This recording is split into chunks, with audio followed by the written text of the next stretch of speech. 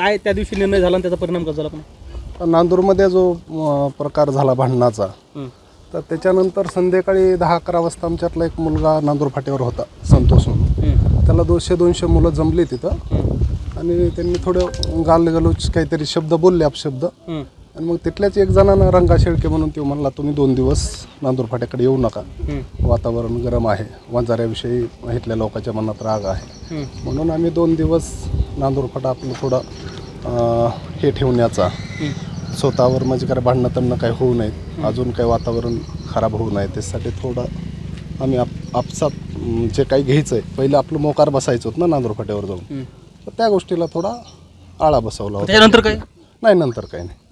आता सुरुवाती हो, सुरळीत आहे. फक्त भीतीचं वातावरण फाट्यावर असते आमच्या लोकांच्या, कारण बऱ्याचशा लोकांना हाणमार झाले बऱ्यापैकी, वृद्ध व्यक्तींना किंवा एखाद दुसऱ्या व्यक्तीला.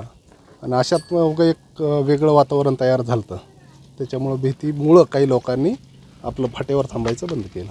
मराठा समाजाकडून कुठल्याही प्रकारची खरेदी करायची नाही असा निर्णय झाला होता. ते एक मुंडेवाडी होतं आणि दुसरं नारेवाडी. मी सध्या नारेवाडी या गावामध्ये आहे आणि याच गावातील ग्रामस्थकांनी तो निर्णय घेतला होता की परिसरातील नांदूरघाट बाजारपेठ असेल, इतर ठिकाणी असेल, कुठेही मराठा समाजातील व्यक्तीकडून खरेदी करायची नाही.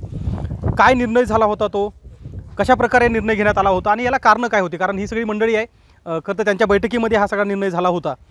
या नागरिकांनी ज्यावेळी निर्णय घेतला होता त्यावेळी नेमका कोणत्या कारणामुळे तो निर्णय घेण्यात आला होता आणि तो निर्णय घेतला, त्याची अंमलबजावणी झाली का, या संदर्भात बोलण्यासाठी हे सगळे ग्रामस्थक माझ्यासोबत आहेत, ज्यांच्याकडून आपल्याला जाणून घ्यायचं आहे की या निर्णयाचं काय झालं. मला सांग, काय निर्णय झाला होता? सर मी बोलतो. काय निर्णय झाला होता? निर्णय असा झाला होता की नांदूर घाट येथे जे काही एक म्हणजे प्रकार घडला होता, त्याच्यामुळं आमच्या गावचा इथे कोराडीचा कोटा म्हणून एक वस्ती आहे, तिथं लोक ओरडले होते, पांढरेचवाडीचे होते, कुठले होते ते काय नेमकं माहीत नाही.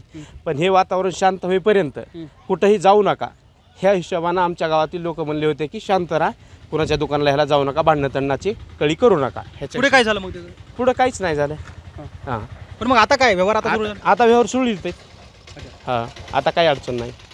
पण तो निर्णय झाला होता तो किती दिवसासाठी? तसं काहीच नव्हतं. हां, तसा काही विषय झाला नव्हता. इतक्या दिवसासाठी नाही, काही नाही, फक्त भांडणं होऊ नये त्या हिशोबानं कुठं जाऊ नका असं सांगण्यात आलं होतं, बाकी काही नव्हता विषय.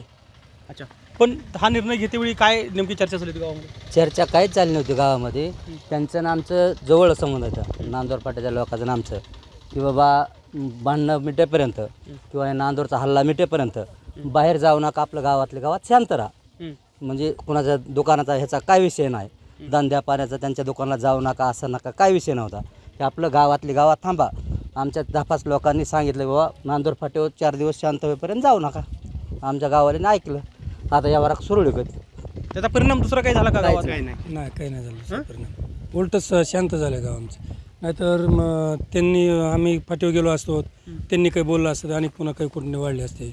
त्याच्यामुळे आमच्या गावाने निर्णय घेतला की तिकडं जा, वस्तू घ्यायची जरी झाली तरी वस्तू घ्यायची आणि गावात यायचं शांत.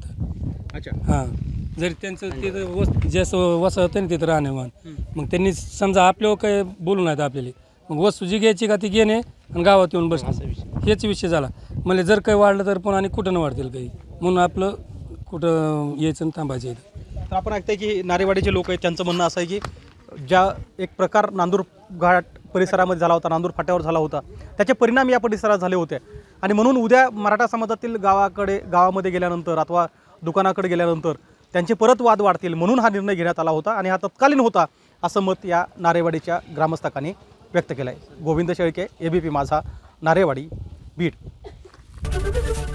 एबीपी माझा, उघडा डोळे बघा नीट.